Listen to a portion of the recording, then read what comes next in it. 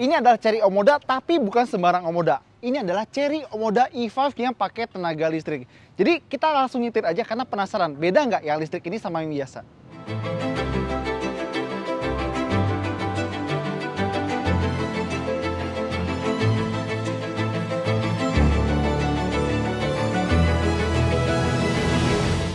Ya, sekarang kita langsung nyetir si Omoda E5. Omoda pakai tenaga listrik. Urusan powertrain dia pakai satu motor listrik di roda depan. Iya, dia penggerak roda depan. Tenaga sama torsinya ternyata lumayan loh. 201 tenaga kuda dan torsinya 340 Nm. Itu angka yang di atas rata-rata. Pertama kali kita nyobain mobil ini, kalau boleh kita bilang feelingnya emang agak beda-beda dikit sama Omoda biasa. Tapi yang jelas adalah nggak ada suara mesin. Jadi Omoda biasa aja udah kedap suara, ini lebih kedap lagi dan lebih tenang. Lebih nyaman.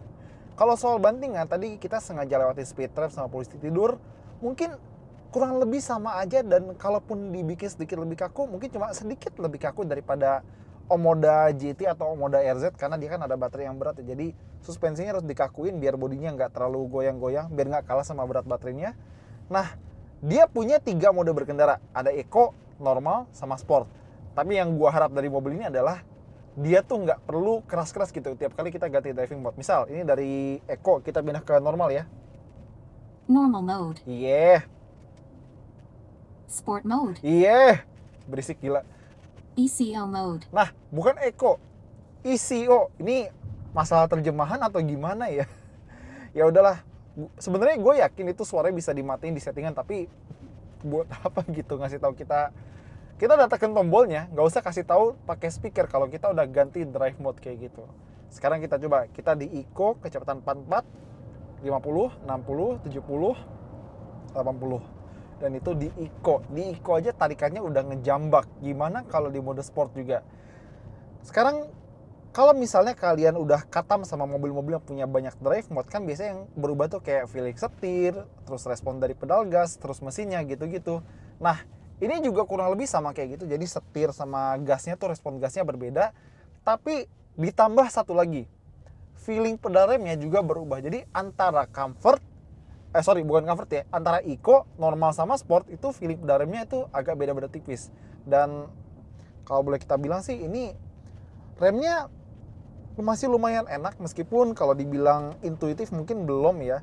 Dan di sini di instrumen dia ada level buat regennya, tapi kita belum tahu gimana cara ngatur regennya. Dia nggak ada pedal shift, nggak ada settingan dari sini. Pas kita lihat tadi, mungkin kita harus lihat lebih jauh lagi ya nanti. Nah, sekarang yang pengen gue bahas dari rasa nyetirnya adalah, tadi kan gue udah bilang tarikannya mantep, apalagi sekarang kita masuk mode sport ya.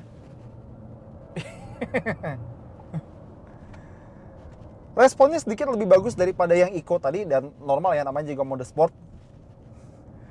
Tapi setirnya nggak ada perubahan sama sekali, tetap keentengan.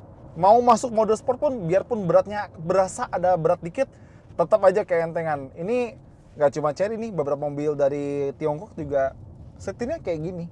Padahal Omoda 5 yang biasa aja setirnya udah lumayan bagus buat ukuran mobil Tiongkok. Ini tetap aja keentengan sih. Sama dia punya feature ADAS banyak banget. Ini kita tampilin karena kalau kita sebutin satu-satu, kayak misalnya blind spot, adaptive cruise control, segala macam, itu lumayan banyak. Buat ADAS-nya, dia ketambahan beberapa fitur baru, termasuk kalau misalnya kalian lihat di sini, ini adalah kamera yang bisa memonitor driver itu lagi fokus, atau lagi meleng, atau mungkin lagi ngantuk gitu.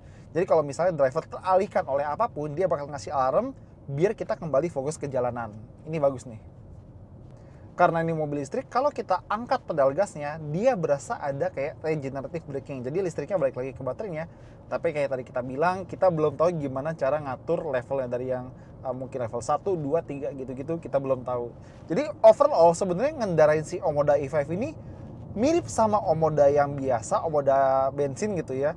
Tapi lebih tenang karena nggak ada suara mesin, dan kurang lebih mungkin sama nyamannya. Nah, performanya gimana? Kita coba 0 ke 100.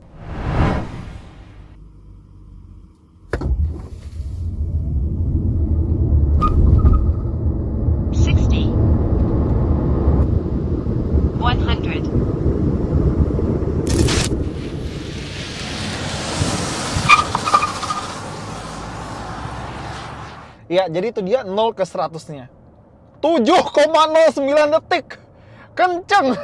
Dan itu pun tadi sempat selip sama ada koreksi setir sedikit. Jadi kalau misalnya kondisinya ideal, gue sih nggak ragu mobil ini bisa 6,8 atau 6,9 detik. Pokoknya di bawah 7 detik gampang buat mobil ini. Gila. Jadi udah rasa berkendaranya kurang lebih sama kayak Omoda yang standar, lebih nyaman karena nggak ada getaran atau suara mesin.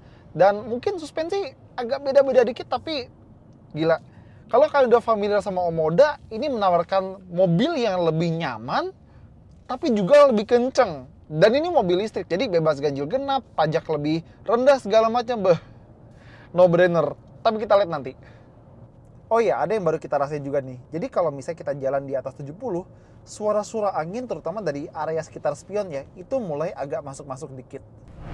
Oke, itu tadi nyetirnya. Kalau mobilnya sendiri gimana? Gimana penampilannya? Dari bagian depan dia lebih flat, gak ada grill kayak Omoda yang biasa. Dan tulisan di depan bukan Chery tapi Omoda. Kayak gini ya, di bagian bawah ada kisi-kisi biar udara bisa masuk dan mendinginkan powertrainnya, motor listriknya, baterainya seperti itu. Dan kalau ngecas dia dari depan, bukannya ada tombol di dekat supir. Kita buka dulu ya. Ngecasnya dari sini dan dia pakai colokan Type 2 sama CCS. Jadi bukan pakai colokan GBT. Itu payah banget tuh merek sebelah. Masa ngubah colokan aja nggak bisa? Kan ini colokannya lebih umum ya.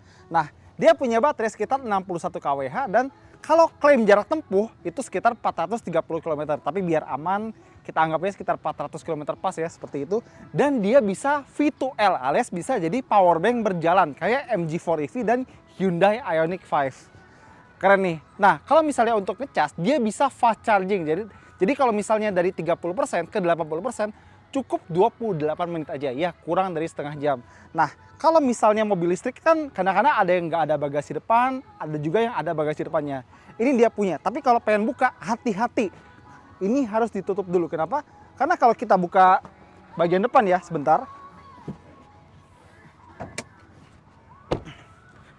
Hati-hati ntar ini nabrak tutup chargernya. Jadi pastiin ini tutup dulu ya. Kita tutup sekarang bagian bawah, bagian atas kita tutup, baru kita bisa buka bagian sini. Nah, kecil tapi lumayan lah buat nyimpen tas yang ada isi laptop 14 inchinya. Nah, di sini kalau kita buka, ini buat controller dari powertrainnya. Terus yang di sebelahnya, ini adalah sekring.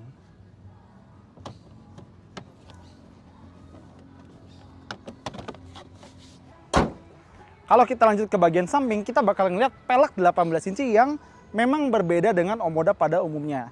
Dia pakai ban Kumho ukuran 18 inci, 21555 R18. Dan tadinya kita kira ini cuma dop yang gampang untuk dilepas, tapi ternyata enggak.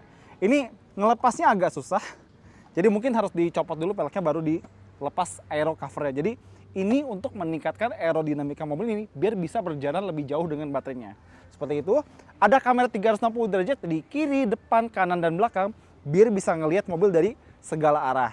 Dia tetap punya sunroof tapi bukan panoramik dan ada roof rail yang kalau orang Chery bilang ini bisa 100 kilo tapi amannya sih 80 kilo aja untuk ditaruh di bagian atas sini. Sama kalau kita lihat di bagian belakang, ada sedikit perbedaan yang mungkin kalian nggak notice amat, yaitu di bagian spoilernya. Jadi kalau di Omoda 5 GT itu spoilernya dua ya, di bagian sini yang warna hitam sama ada warna orange gitu misalnya. Di sini spoilernya cuma satu, tetap ada lubangnya, tapi ada ducktail. Ducktail ini khusus si Omoda E5 alias Omoda listrik. Ada wiper, ada defogger, dan bagasinya tetap otomatis buat buka maupun nutupnya. Kapasitasnya sih nggak berkurang dari Omoda yang biasa ya dan kita tutup. Tapi ada satu catatan kecil. Kalau kalian lihat di bagian kolong mobilnya, itu ada kotak gede yang agak ke bawah, itu adalah baterainya. Jadi Chery nggak bilang, tapi kita suspek mobil ini punya ground clearance yang lebih rendah daripada Omoda RZ atau Omoda GT ya. Jadi kalau misalnya lewatin jalan yang hancur, hati-hati. Nah, terus di sini ada emblem Omoda E5, E5. Ini adalah nama si Omoda listrik. Untuk E-nya bukan 3 ya, Mbak Siska jadinya. Sebelum kita masuk, ini dia kunci Chery Omoda E5. Ada logo Chery dan kalau kita balik, ada tombol buat lock, unlock, buka bagasi, tutup bagasi, dan remote engine start. Jadi kalau kita lock mobilnya, terus kita tekan tombol remote engine startnya, mobilnya bakal nyala dan AC-nya juga bakal nyala. Masuk yuk. ternyata pas bikin si Omoda E5 ini, Chery nggak cuma ngasih motor listrik, baterai, dan selesai. Tapi ada banyak perubahan yang noticeable di sini. Banyak banget. Contoh, layarnya sekarang cekung, bukan flat lagi. Jadi satu layar ini 12,3 inci. Jadi karena ada dua, ini 24,6 inci totalnya. Dan grafiknya lebih bagus daripada di Omoda yang biasa. Dan responnya juga lebih cepat karena pakai prosesor Snapdragon yang angka depannya 8 atau apa gitu. Gue lupa. Pokoknya prosesor baru jadi lebih cepat. Kedua, kalau misalnya di bagian konsol tengah, kan kalau Omoda biasa agak nanjak buat tempat wireless chargernya. Di sini dia full flat dari depan sampai ke belakang dan diganti semuanya. Trim kayu, bukan lagi piano black. Jadi kalau kita buka, ada lapisan kain di sini untuk wireless charger, 2 cup holder, dan di sini tombol-tombol buat AC, terus kaca depan belakang pemanasnya, hazard, mode berkendara, sama buat nyala atau matiin layarnya. Di belakang ada cup holder, bisa buat naruh kunci karena ada kainnya juga, jadi tempat kalau pengen naruh barang di sini nggak keletak-letok. Dan center console box ya masih ada chillernya. Jadi kita nyalain AC, kita buka knopnya, AC-nya bakal masuk ke sini juga. Jadi kalau kita bawa minumannya agak dingin gitu ya, dia bakal dingin lebih lama. Bukan kulkas, tapi sentuhan yang sangat menarik yang gue harap semua mobil punya. Dan dia masih punya sunroof biasa, bukan panoramik. Covernya manual, tapi dibuka tutupnya otomatis dari sini. Dan Chery bilang mereka akan berusaha untuk menyediakan 2 pilihan warna. Pertama, biru putih kayak gini, atau hitam dengan aksen putih, tergantung varian. Tapi asli ini sih warnanya bagus ya. Bahan kayunya juga bagus, warna birunya bagus. Paling kalau ada sedikit material kulitnya sebenarnya oke, motifnya juga bagus. Cuma ini tuh bukan kulit atau kulit sintetis yang bagus banget lah.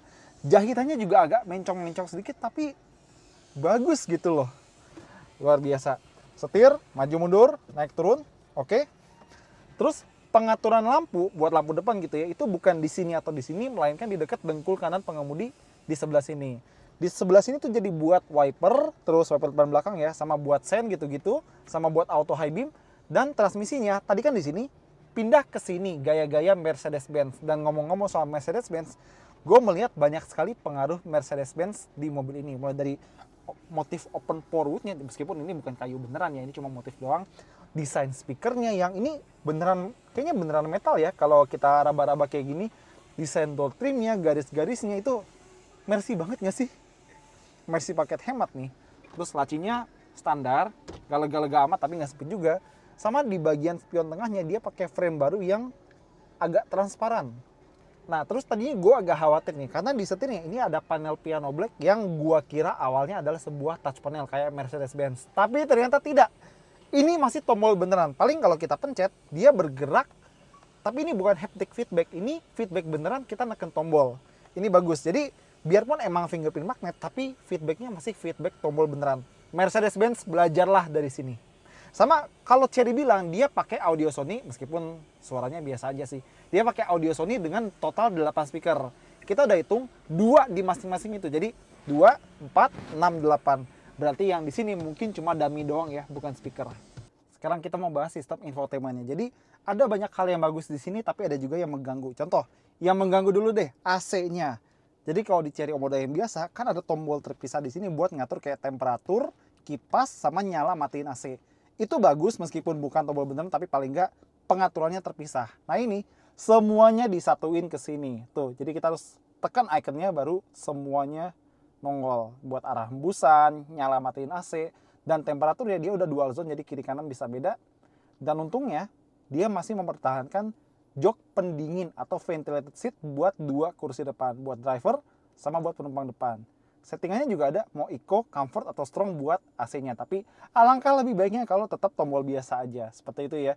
Dan seperti yang gue bilang tadi, dia tuh responnya lebih cepat dan lebih seamless daripada Omoda 5 yang biasa. Terus kalau misalnya kita swipe begini, ternyata auto hold-nya ada di sini dong. Kenapa nggak jadiin tombol aja kayak biasa di salah satu di sini gitu? Kan lebih gampang, klik gitu loh. Masa pengen auto hold langsung set, set. Agak susah gitu kalau pakai layar sentuh ya. Dan kalau misalnya kalian pengen buka tutup casannya pakai di sini, bisa nih. Dia bakal ngebuka di bagian depan buat tutup casannya.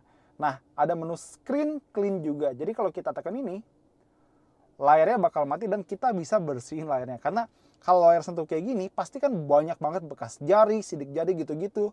Ini kita tinggal ambil kain terus dilap-lap aja sampai bersih. agak repot, tapi namanya juga demi kebersihan kan. Kita tahan harusnya nah 3, 2, 1. Itu cara matiin sama nyalain screen clean-nya. Seperti biasa dia ada Apple CarPlay, Android Auto, bisa wireless maupun pakai kabel, tapi lebih aman pakai kabel. Untungnya dia juga masih punya personal assistant atau AI ya, artificial intelligence. Kita tinggal panggil, "Hello Moda." "Hello Omoda, Hello. open window." Sorry, please power on or start the car.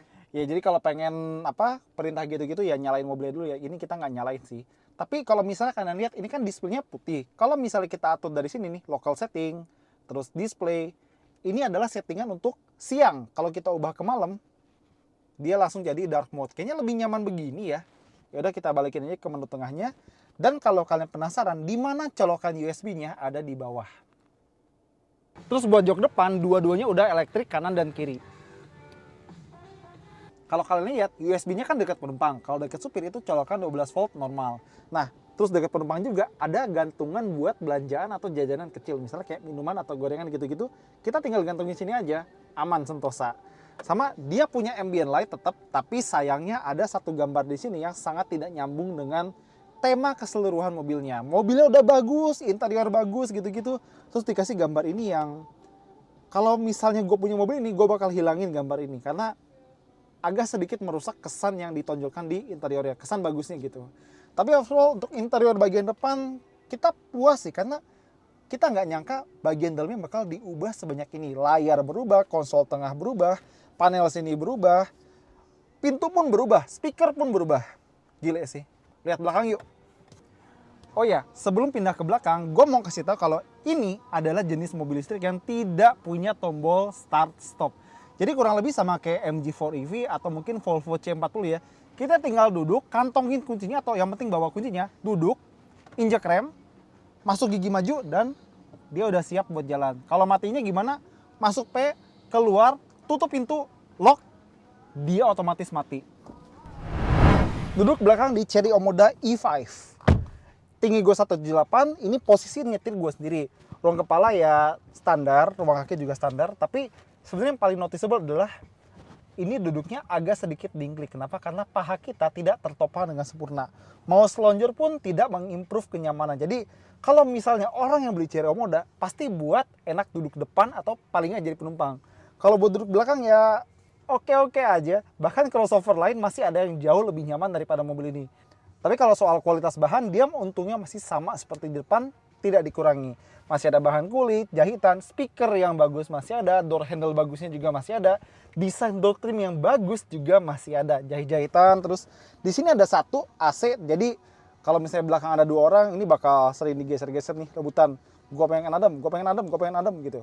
Terus buat ngecas ada satu USB Type A, Type C, sama ada 2 tombol blank yang gue curiga ini adalah buat heated seat atau ventilated seat jok belakang. Mungkin heated ya kali ya. Armrest, cup holder, bagus. Kantong kecil di bagian depan. Terus kalau misalnya pengen ngelipet joknya, dia dari sini. Nggak rata-rata amat, tapi cukup buat nambah kepraktisan. Nah, kalau ngelipat lagi, hati-hati sabuk pengamannya bakal kejepit. Seperti itu ya. Nah, lampu di sini dia pakai tombol biasa ya, bukan elektrostatis. Dan seperti gue bilang tadi, dia cuma sunroof biasa, bukan panoramic sunroof. Dan di belakang sama seperti Omoda 5 yang biasa, kacanya bukan double glaze tapi kaca biasa. Oke, jadi kesimpulan singkat soal mobil ini. Si Chery Omoda E5 ini ternyata kurang lebih sama dengan Omoda yang sudah kita kenal. Untungnya tampilannya berbeda dengan versi biasa, jadi gampang buat diciriin. Oh, ini Omoda listrik gitu. Yang kita nggak nyangka adalah perubahan di bagian dalamnya. Warna, bahan, desain, bahkan panel-panel banyak yang diganti. Layar baru, konsol tengah baru, display baru, interface baru, dan teknologinya banyak yang tidak ada di Omoda versi biasa. Jadi emang banyak upgrade-nya, tapi tetap aja ini Omoda. Kepraktisannya biasa aja, ruang belakang bukan yang paling lega, dan kenapa harus banyak fungsi yang dibenamkan ke layar sentuh. Oke, jadi bersih tapi tidak intuitif. Untungnya tenaganya gede dan larinya kenceng. Bayangin, 0 ke 100 cuma 7 detik lebih dikit. Itu sih kenceng gila. Jadi apakah worth atau tidak? Tergantung harganya. Jadi pas kita bikin video ini, harganya belum dikasih tahu. Jadi kalau tebakan kita ya, mobil ini bakal dijual 499 juta rupiah. Gimana tebakan kalian? tulis aja di kolom komentar. Oke, itu aja dari kita. Thank you udah nonton. Jangan lupa jempolnya, komentar, dan subscribe.